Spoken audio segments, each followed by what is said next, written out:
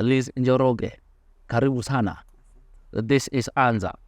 I'm so happy to have you on this set, and I'm sure our viewers will be able to learn more about you, as far as fashion is concerned. But first things first, can you tell us who is Liz Njoroge? Thank you so much for inviting me here. I'm happy to be here. Yes. My name is Liz Njoroge. Yes. The CEO and founder of Liz Njoroge Collection. Liz Njoroge Collection is a lifestyle and fashion brand that is into the provision of comfort for people who love style. Yes. And fashion in general. Yes. Yeah. So you are all about style. Style and fashion. We are here to make you look good. Yes. And smile at whatever you wear. Fantastic. Yeah. And now you said that you are the founder. Yes. How was the journey? The journey was long. But I think we are almost reaching the destination. Okay. I've been in the business for close to almost 15 years now. 15, that's a long time. It's a long time. Yes. Nothing is built in a day. It's a journey. Okay. So in the 15 years, it has had ups and downs. We have closed business. We are back. So it has been a journey. And I think it would be nice to share my journey for people to understand. Businesses are not built in a day or two. Yes. So I went to high school. I went to primary school, went to high school, enjoyed my stay, came to college, went to Evening College of Design, finished, graduated, started business. Okay. And when we started, we were, I think, 3 of us or 4 of us in one store because we couldn't be able to afford to take a big store. Okay. So we shared the rent amongst 4 of us. And then after that, we parted ways. We remained 2 because we were growing. Okay. And then after that, I took up a small space in town. And then after that, I moved to Langata Road, where I am currently. Okay. I've been there for the past 12 years now. And from the journey, what I learned is, no matter how small a step you make, just make it. Because it's a step towards your goal. Now, the biggest mistake that I did when I started my business was, as usual, you just start business because you're starting business and you've studied it. But I didn't have proper way of running business. I was just stitching. And when you're stitching and you're just going, it is more of a hobby and not a business. Okay. So I did my business for, I think, 4 or 5, 6 years, almost there. And as we continued to grow, I got to get clients. I am happy to say that God has blessed me and I've basically never marketed my work. Wow. It has been word of mouth. How does that work? Word of mouth means I do a good outfit for you and you tell somebody who tells somebody who tells somebody. But for me, I have never paid any money for somebody to market for me for all those years. That's something. So word of mouth is you just do a good job. So when you do a good job, when somebody sees, they'll say, I want your design. I want your design. And that's how I've grown my business. Okay. So in the process of growing the business, I got a client who came and liked our work. Yes. And she was working in a parastatal then. Yes. And she came and she told us we have uniforms that we want to be done. So I told them, okay, I can be able to do. But then I was scared because it's the first time. You don't know how it goes. It's a government thing. So she told me, we need your paperwork and everything else. We have the tender coming. I didn't have paperwork. Yes. So I got stuck. So she told me, you can also be able to apply with a friend who has the proper paperwork. And then when you get the tender, you were able to do the business together. So I looked for a friend who had proper paperwork and we did the business. Because friends are important. Not all. Not all. So we did the business and the money was paid to him and he never paid me. Wow. So you can imagine for almost close to 2-3 weeks, we worked day and night and you're not paid. So it took a toll on my body and I got sick. And when I got sick, I was in hospital for almost a week or 2. Hauna fahamu, you're totally lost. You don't know what's going on. And my body just shut down. Because you can imagine working for that long. You have borrowed money left, right, and center to do this business. Thank you. And then now the money is gone. And you see, the business was between the parastatal and that person. They don't know you. They don't know you. They don't know you. Because the paperwork was through that person. Yes. So I took a break and just decided, I don't think this is the way, this is what I want for my business. Yes. So when I took a break, I decided I really need to understand what I want for my business because I really wasn't sure what I was doing. Yes. So in that time, I took a break, closed my business, and decided to just study. So I studied and got to learn how to do business. So in one of the networking events, I met a lady. Her name is Mukabane. I'm not so sure about her other name. We met once. Yes. And we weren't friends. We didn't know each other. And you see, we're normally told, one of my friends told me, anytime you go for an event, you must have an agenda for that event. Don't go to network and just sip tea and have fun, take photos for Snapchat and Instagram and leave. Okay. You must have an agenda for every meeting that you go for. Do your research, have an agenda. Yes. So my agenda was anytime, anywhere I go, I must meet 3 people. They might not give me business now. Yes. But they might give me business later. Yes. Tell people about yourself and what you do. Give them a chance. It might not be now, but later. They will always think in terms of, oh, I met Liz and she's a fashion designer. Yes. Let me go to her.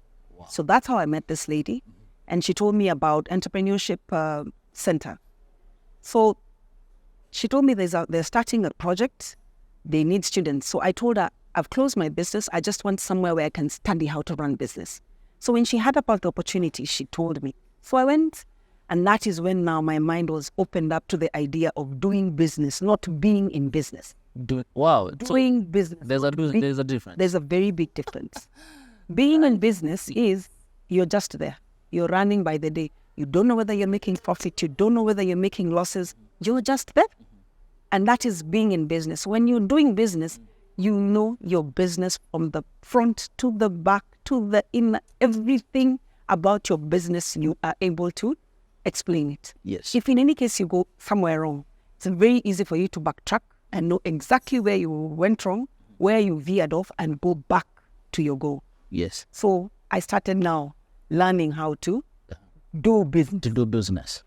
So my professor was very keen and very tough. And, you know, sometimes you judge people and you're like, oh, he's talking to me like that because he's a professor. But he taught me one thing. Always learn to listen. Always learn to listen. Listen. And when you listen to what the people ahead of you have done. Yes. Listen to the mistakes that they've done so that it helps you not to do the same mistakes that they did. So we went on. I studied. After that, I got a chance again to join Women in Business. Women in Business introduced me to the European Business University. Okay. I did several courses there. And in the process, just the urge to learn and run my business has made me change into now really, really wanting to know my business and stuff. So slowly it's been like that. And God has been faithful. And yeah, we have moved from one step to the other. Last year, I graduated from the African Women Entrepreneurship Cooperative. It's a program that is run for all the African countries. It's a 1-year course. Congratulations. And from the numerous cohorts, students that were there, I happened to be among the top 20. So for me, I keep on saying, learning never stops. I still run my business. I told you at Anza, we give you the best. Yes. And of course, we are talking of being in business and doing business. Take those notes. Now, Liz, what purpose do you think your industry serves in society? I think it's a basic need. It's a basic need. You need to clothe yourself. People need to style up. People need to clothe themselves, irrespective of whether you're buying made in Kenya, whether you're buying in Tumba, whatever, you need to be dressed up. Yes. So fashion industry is a very big industry.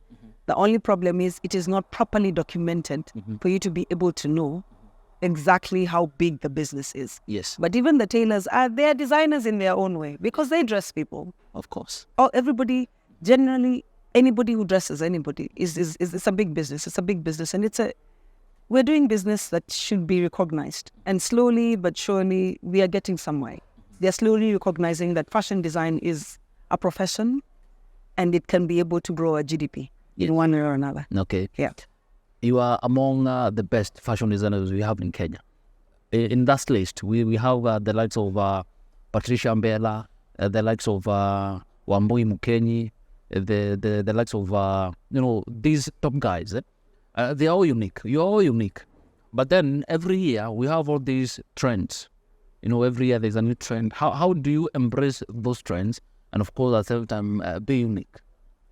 everybody has their niche everywhere. Like now, as you said, Patricia is a very good friend of mine. Her niche is in the beadwork. Nobody can beat Patricia in beadwork. No one is beating? No one. That one I can give you for sure. Nobody can beat Patricia in beadwork. Okay. She's very creative. She's just out of this world.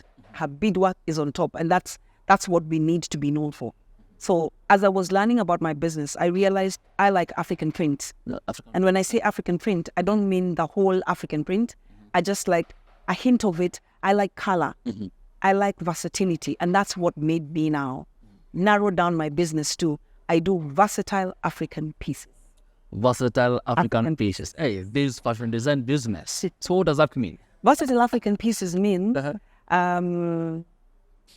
being young and you want to look good, it costs money. Even when you start working, it changes from just the normal look, you want now official look, but you have to look good. Even when you get older and you get now big corporates and now you're a CEO, you still need to look good. So how are you able to look good at a very good budget? So for us at Liz Njoroge Collection, we make you pieces that you can mix and match with any other outfit that you have and have a different look and be a trendsetter. Awesome. Target audience. Do you have a target audience? Yes, I have a target audience for us at Liz Njoroge Collection. Our target audience is women between the age of 25 to 45 who know who they are. Who know who they are. They must first know who they are. You must first know who you are. Why? Because you could easily wear an outfit, but you don't know who you are. You will not make my outfit look good. So no men? We do men, but that is just a little, not a lot. Our target market is women. Yes, you do women, but for men, we do made to measure. You come, you tell us what men are a bit specific about what they want. So for men, we do made to measure. And even for women, we do made to measure for like the big events like weddings or shows, galas and things like those. We do the made to measure. But now we have grown the business and we have a ready to wear line. The ready to wear line means you come into the shop, you fit it, you like it, you go with it. People have had a bad experience with fashion designers, so they're a bit shying off from that because you go, you come, you go, you come. So that's how we came up with the ready to wear line. You come, it fits you, you pick, you go. And it has also reduced debt on our end. Fantastic. Now everyone wants to look good.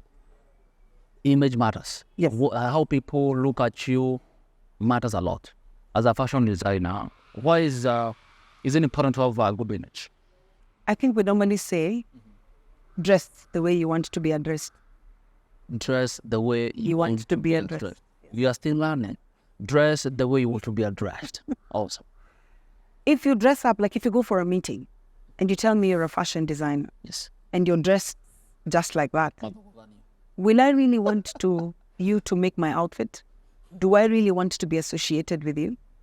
Irrespective of whether you're a fashion designer, you must always look for something that is going to make you stand out from the crowd.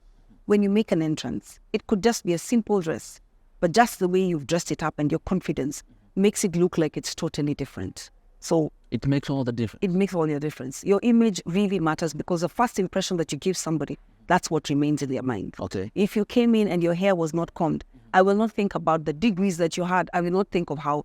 I'll just think in terms of, okay, I just remember what, the image that I had first of you. That would mean even when you guys are uploading pictures online, you upload the best, because people, when someone wants to be your client, they would like to see what kind of the things you do.